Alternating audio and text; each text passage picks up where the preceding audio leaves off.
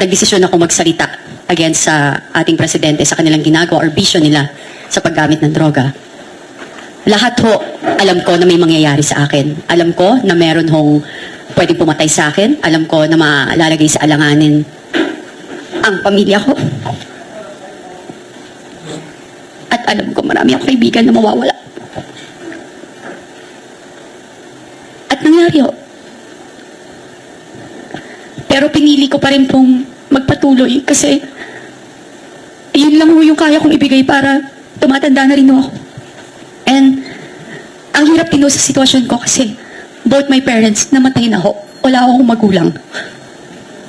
And I have 5 kids, 4 na babae. At matatalino mababait. I'm so proud of them. And eto lang yun. Yun, katulad nila kay Seth, kami mo lahat dito. Wala ko kaming inihingi. Hindi ko kami naghanap ng posisyon. Hindi kami nagpapasikat. Anong papasikat? Sikat ka, mamamatay ka? Yan ba yung sikat? Isinasalang mo yung buhay mo. Hindi po joke yung ginagawa namin. Sabi nila, may isa nga akong friend, sabi, why is Cathy, parang, she went ballistic na. Sabi ko, ballistic na kung ballistic. As long nagsasabi ka ng totoo. Darating pong eleksyon. Ang mamamayang Pilipino, tayo po ang bida. Bumoto po kayo ng tama. Tanggalin mo ang mga congressman na walang prinsipyo at natakot na mawalan ng pondo kasi sabi na, napilitan kami.